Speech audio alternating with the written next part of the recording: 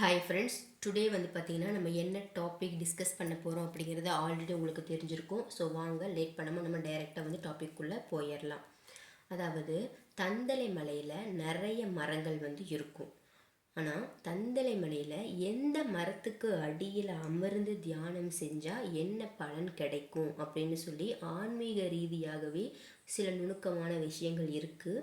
எப்படின்னா ஒவ்வொரு மரத்துக்குமே தனித்தனி உயிர் ஆற்றல் இருக்குது அப்படின்னு சொல்கிறாங்க. அந்த ஆற்றலை சித்தர்கள் வந்து பல குறிப்புகளை வந்து நமக்காக விட்டுட்டு போயிருக்காங்க. ஸோ நம்ம எந்த மரத்துக்கடியில் உட்கார்ந்து தியானம் பண்ண என்ன பலன் கிடைக்கும் அப்படிங்கிறத தெளிவாக பார்க்கலாம். ஸோ நான் ஒவ்வொரு மரம் சொல்லும் பொழுதும் நீங்கள் அந்த மரத்தின் அடியில் உட்கார்ந்து தியானம் செய்வதை போலேயே நீங்கள் உங்களை நினைத்து கொள்ளுங்கள். அப்போ தான் வந்து நம்ம உணர முடியும். ஃபஸ்ட்டு வந்து பார்த்திங்கன்னா அரசு மரம். அதாவது சித்தர்கள் வந்து அரச மரத்தை பற்றி என்ன சொல்கிறாங்கன்னா, தெய்வங்கள் வாசம் செய்யும் மரம் ஒன்று இருக்குது அப்படின்னா அது அரச மரம் தான் அப்படின்னு சொல்கிறாங்க. அந்த அரச மரத்திற்கு அடியில் அமர்ந்து தியானம் செய்யும் பொழுது என்னென்ன பலன்கள் அப்படின்னா, மன அழுத்தம் வந்து அகலும் அப்படின்னு சொல்கிறாங்க. தீவிரமான தியான நிலை விரைவிலே வரும் அப்படின்னு சொல்கிறாங்க.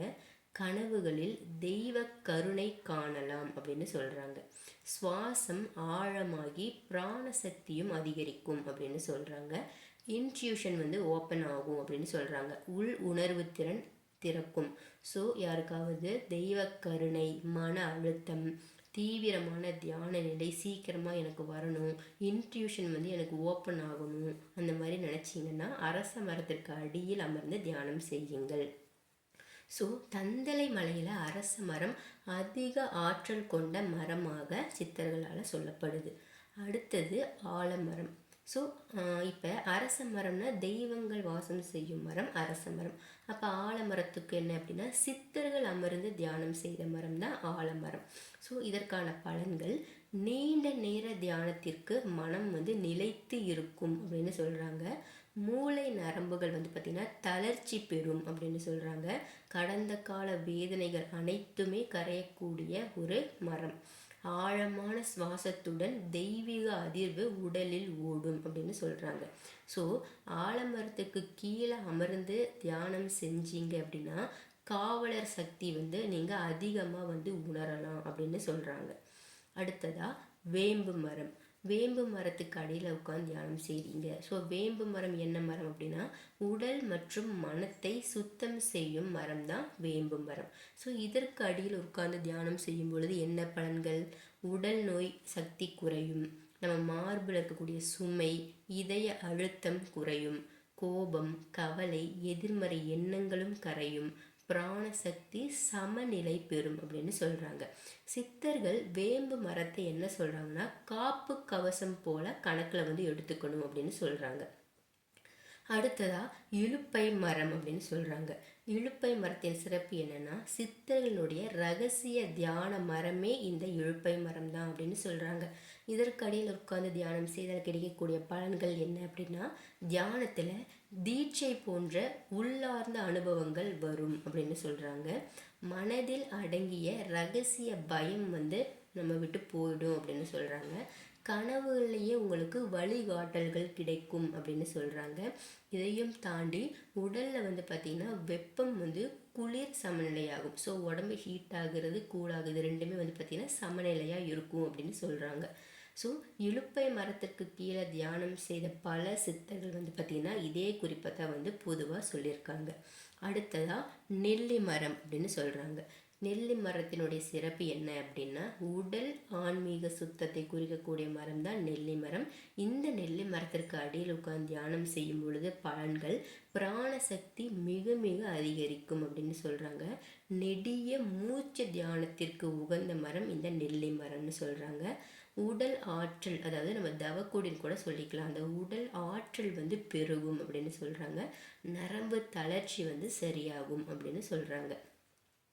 அடுத்ததாக குருந்தம் மரம் இல்லைன்னா குருவி மரம் அப்படின்னு சொல்லுவாங்க. இந்த மரத்தினுடைய சிறப்பு என்ன அப்படின்னா இதுதான் மலைகளினுடைய காவல் மரம் சொல்லக்கூடியது இந்த குருவி மரம் தான். ஓகேங்களா? எப்படி வந்து அரச மரம் அப்படிங்கிறது தெய்வங்களுடைய இருப்பு மரமோ, அதே மாதிரி இந்த குருந்தம் அல்லது குருவி மரம் அப்படிங்கிறது அந்த மலைகளினுடைய காவல் மரம் அப்படின்னு சொல்கிறாங்க. அப்போ இந்த மரத்துக்கு அடியில் உட்காந்து தியானம் செய்யும் பொழுது என்ன பலன்கள் அப்படின்னா, மலை தெய்வ சக்தியை வந்து நீங்கள் நேரடியாகவே உணர முடியும். மலை தெய்வங்கள் அப்படின்னு சொல்கிறாங்கல்ல, அந்த மலை தெய்வங்களுடைய சக்தியை வந்து நீங்கள் நேரடியாகவே உணர முடியும் அப்படின்னு சொல்கிறாங்க. தேர்ட் ஐவனுடைய அதிர்வு வந்து நமக்கு தெரியும் அப்படின்னு சொல்கிறாங்க. கட்டாயமாக இந்த குருவி மரம் அல்லது குருந்தம் மரத்திற்கு அடியில் உட்கார்ந்து நீங்கள் தியானம் செய்யும் பொழுது உங்களுடைய மூன்றாவது கண்ணினுடைய அதிர்வு வந்து கண்டிப்பாக உங்களால் உணர முடியும் அப்படின்னு சொல்கிறாங்க.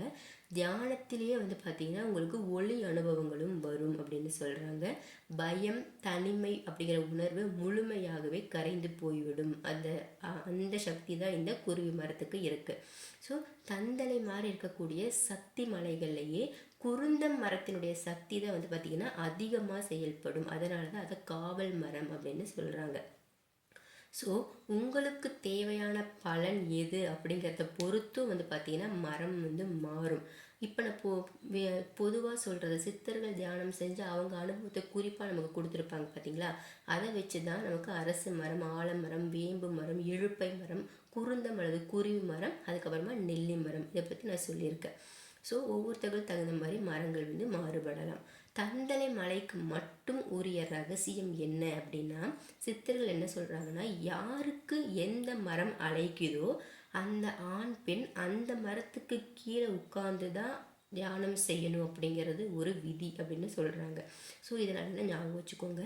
இது எப்படி உணரலாம், மலை எப்படி நம்மளை அழைக்கும், அதை எப்படி நம்ம உணர முடியும் அப்படின்னா, நீங்கள் மலைக்கு போகிறீங்க அப்படின்னா போகும்போதே நீங்கள் நிறைய மரம் பார்க்கும்போது ஏதோ ஒரு மரம் மட்டும் நம்ம மனசை வந்து ஈர்க்கும். ஸோ அப்படி எந்த மரம் உங்கள் மனதை ஈர்க்கின்றதோ அதுதான் உங்களை அழைக்கக்கூடிய மரம்.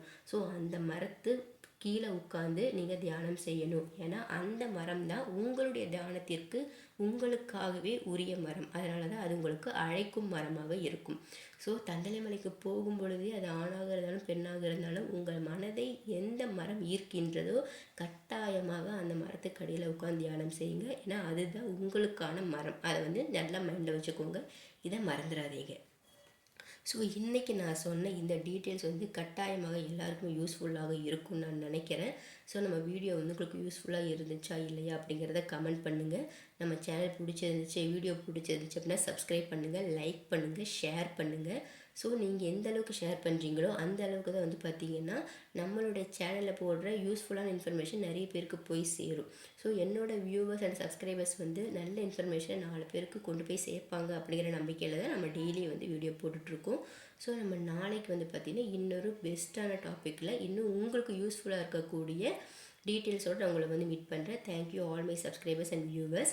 தந்தலை மலை அப்படின்னே தனியாக ஒரு பிளேலிஸ்ட்டில் நம்ம சேனலில் வந்து நம்ம க்ரியேட் பண்ணியிருக்கோம். ஸோ அதில் வந்து முழுக்க தந்தலை மலை பற்றின டீட்டெயில்ஸ் எல்லாமே இருக்கும். அதை பார்த்து உங்களுக்கு எதாவது டவுட் இருந்துச்சு அப்படின்னா நீங்கள் அதை கிளியர் பண்ணிக்கோங்க. ஓகேங்களா? ஸோ நம்ம நாளைக்கு மீட் பண்ணலாம் ஃப்ரெண்ட்ஸ். Thank you all.